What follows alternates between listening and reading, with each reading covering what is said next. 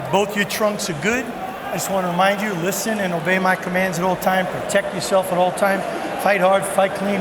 Good luck to both of you.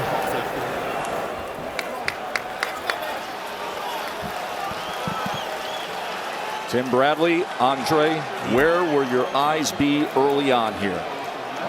Well, I just want to see the game plan of Crolla. I know what Loma's going to do. He's going to download the information the first few rounds and then figure out the attack after that and which way he's going to go. But for Crolla, I want to see his game plan.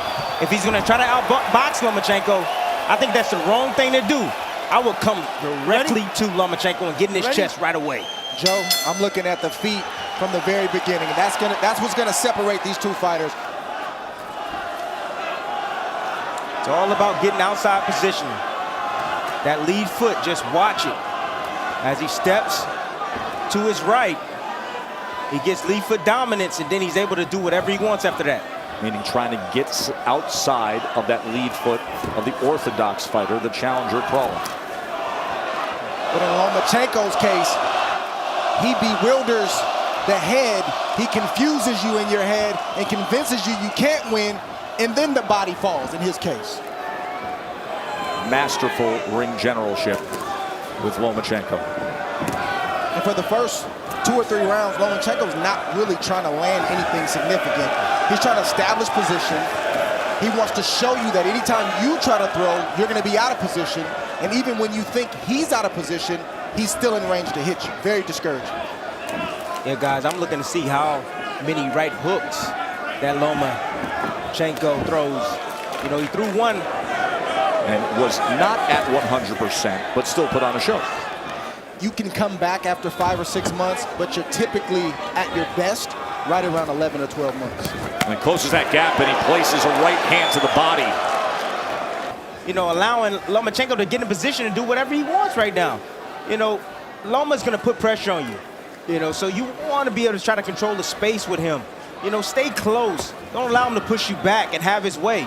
Loma's just downloading information right now, and then he's going to unleash probably in the next 2 to 3 rounds. He's going to wear him out mentally. You can see it happen right in front of you. That right hand to the body was his best punch of that first round as he controlled things against Crolla. We see him in this first round using the right hook to the body right there with power, and then coming up with the right uppercut right behind it. Good sign.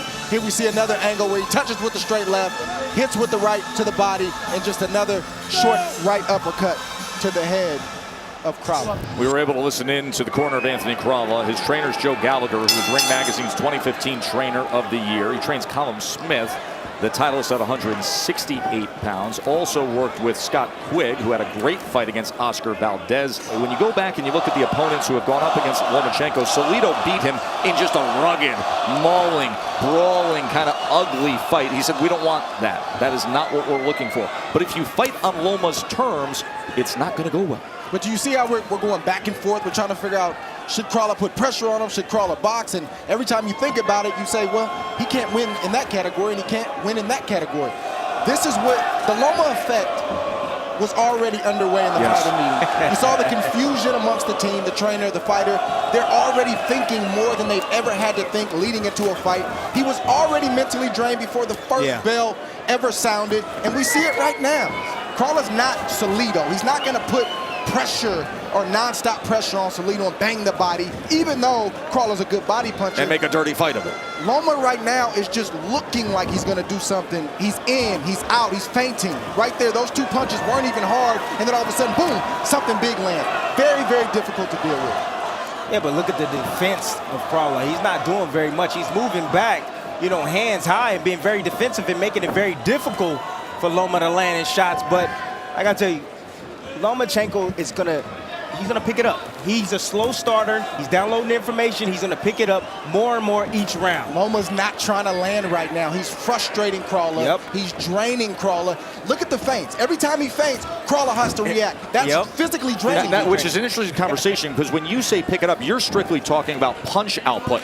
But if you look at the leg work, if you look at the motion, to Dre's point, if you look at the feints, he is doing a lot of work, correct?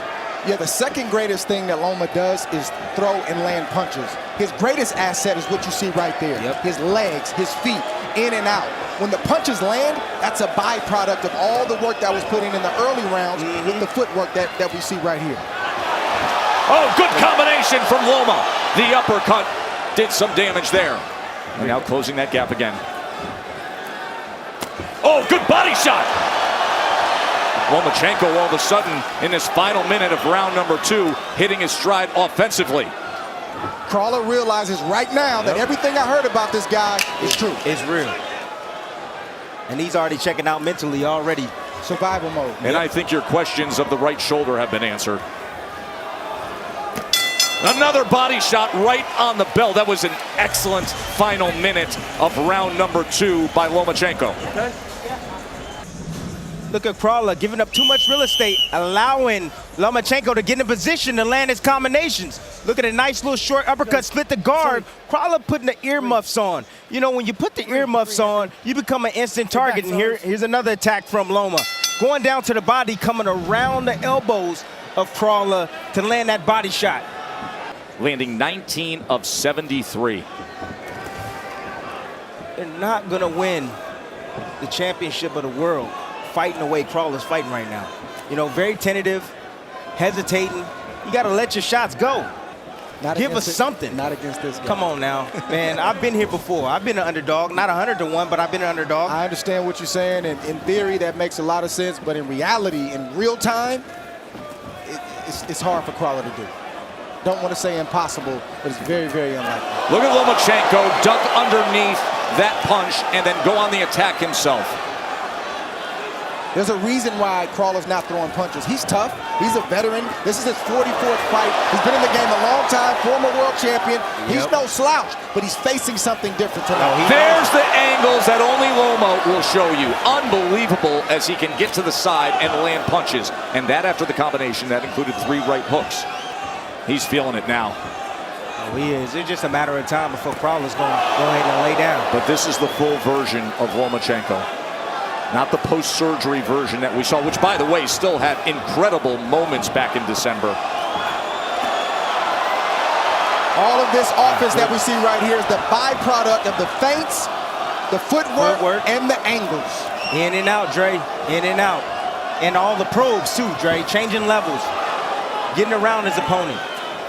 I hit you, you hit me. It's a tough fight, but I stay encouraged. But if I can't get anything back, it's tough to deal with. And that's the case as he triples up the jab and now throws off a left uppercut. Just a touch you when I can kind of punch every so often. And everything isn't hard. It's a touch, then it's something hard. Then it's a touch, then it's something hard. He varies up speeds, degrees, power, changes up. He has everything, the complete game. Crolla gets the head and the mind first, Loma, and then the body. He doesn't go body, head, he goes head, body. Right hook. That right hook. Another right hook. Combination. Split the guard. Headshot. Crolla's in trouble. Lomachenko on the attack.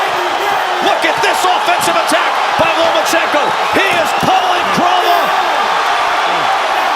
That is a knockdown. That is not a TKO. That is a knockdown. Misunderstood by Lomachenko. He climbed up to the ropes, so the commission is in the ring at the moment. Lomachenko doesn't realize the fight is continuing. That was only a knockdown. Jack Reiss taking control. Veteran referee explaining that the fight is not over. Okay, back to action. Bell rings. 3rd round's over. But you can understand how Loma thought it was a stoppage win the way Reiss came in. Here, check out these combinations right here from Lomachenko. He has a man on the ropes, has the earmuffs on, comes an instant punching bag, has nowhere to go. Not over till I say so. Look at the combinations there, and then you're gonna see Jack Reiss. He's gonna step in. He didn't wave it off. He just said down. Stay there.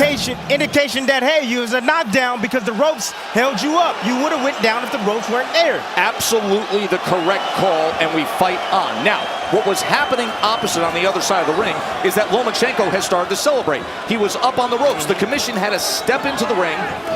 The California Commission stepped into the ring and settled the situation. And now he's right back to business. Uppercut comes in, as does a straight left hand. Look at Lomachenko darting in and out, trying to place that left uppercut.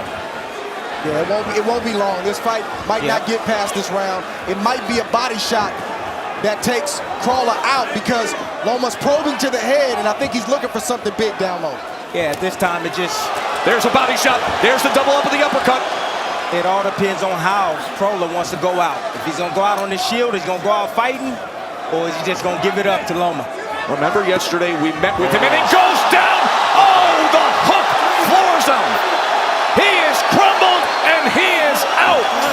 Lomachenko does it in round 4. Take us through it, guys. This is as good a left hook, single punch knockout as you will see. Yeah, he putting the earmuffs on. Excuse me, right hook. Blurring his vision right there. Crolla. Lomachenko lands a straight left hand and comes around the guard of Crolla and down he goes.